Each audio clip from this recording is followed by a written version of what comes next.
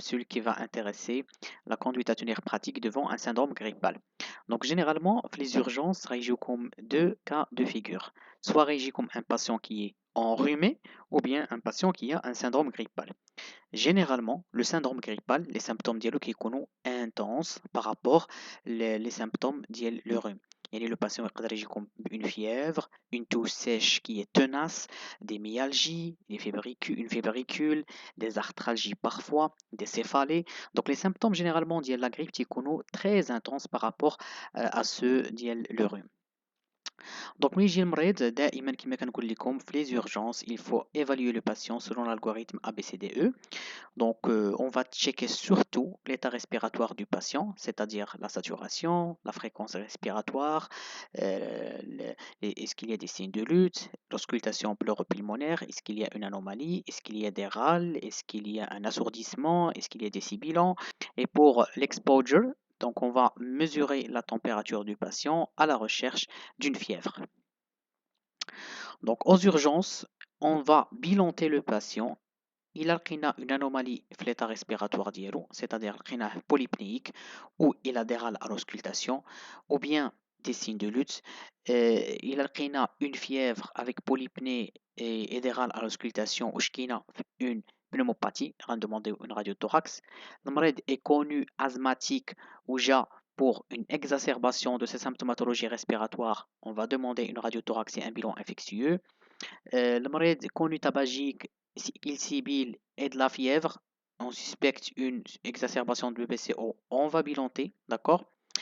On bilante aussi, il a qu'un malade une fièvre persistante qui ne s'améliore pas sous traitement symptomatique, ou bien il a qu'un malade une fièvre pulsatile avec une vomique purulente, surtout au matin, qui peut témoigner soit d'une DDB surinfectée, soit d'un abcès pulmonaire. Donc, il faut bilanter le patient selon la présentation clinique ديال المريض. إلا كان المريض مزيان ديك الساعات on va traiter symptomatiquement.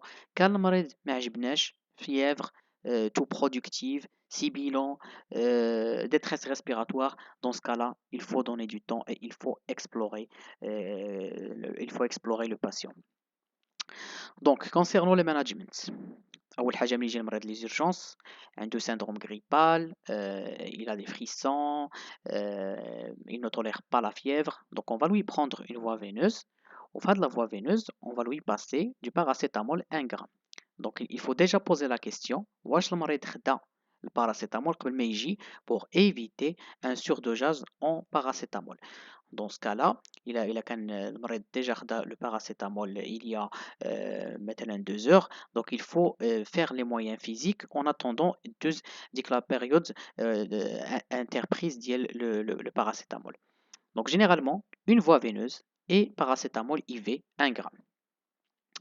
المريض مزيان دونك استقرت الحالة ديالو, نقصت ليه الحرارة, il s'améliore, عرق مزيان بداك الباراسيتامول, on va le faire sortir si il présente une grippe simple.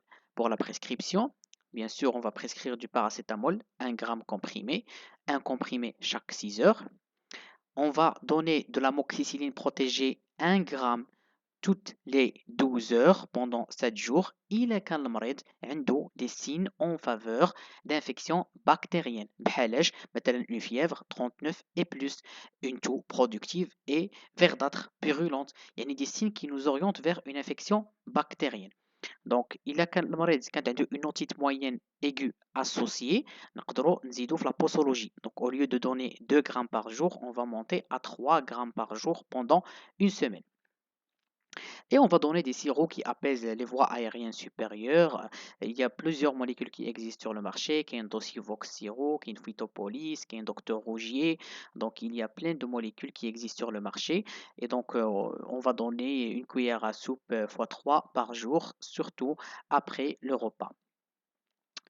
إلا شكينا بلي المريض عنده COVID-19, donc surtout il y a un contexte un contact avec un cas Covid, ou bien la symptomatologie est plus en faveur du Covid, donc nous allons suivre le protocole national thérapeutique Covid-19.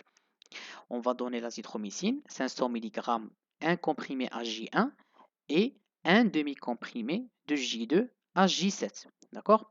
Le zinc, 45 mg, un comprimé par jour pendant une semaine. La vitamine C, 1 gramme fois 2, 1 gramme le matin et 1 gramme le soir pendant une semaine. La vitamine D en une dose de charge. ونقدروا نزيدو ان IPP 40 mg à prendre le matin à jeûne. L'anticoagulation, il faut la discuter, c'est en fonction du terrain. إذا كان المريض il présente une détresse vitale ou bien une décompensation de tare sous-jacent, il a un trouble de conscience ou bien il désature, dans ce cas-là, il faut aviser le réanimateur pour une éventuelle hospitalisation et l'instauration du traitement en milieu hospitalier.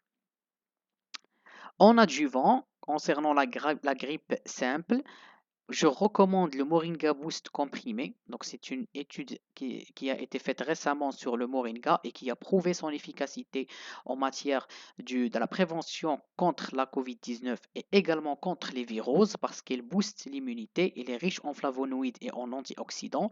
Et ce Moringa Boost, il est contre-indiqué chez la femme enceinte et allaitante ainsi que les enfants moins de 12 ans. Donc, on donne un comprimé par jour pendant 3 mois renouvelables, sous réserve d'une alimentation équilibrée.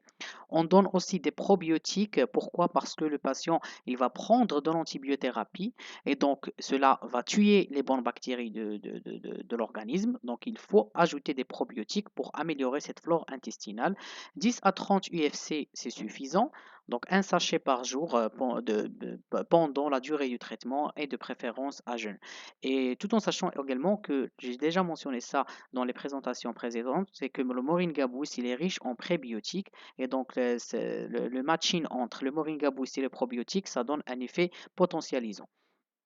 Et bien sûr, il faut la bonne hydratation parce que les malades n'arrivent plus à s'hydrater, surtout les sujets âgés. Et donc, il faut insister sur la bonne hydratation pour un meilleur fonctionnement de l'organisme. Si nécessaire, il faut demander l'avis du pneumologue si on suspecte une pneumopathie infectieuse, si on suspecte un asthme, une crise d'asthme qui est réfractaire aux thérapeutiques, si on suspecte une exacerbation de BBCO, si le malade présente une détresse vitale, n'hésitez pas à demander l'avis du réanimateur. Donc voilà, on arrive à la fin de la capsule d'aujourd'hui. N'oubliez toujours pas de faire subscribe et de faire un j'aime et de partager le contenu avec vos amis et vos collègues. Merci beaucoup.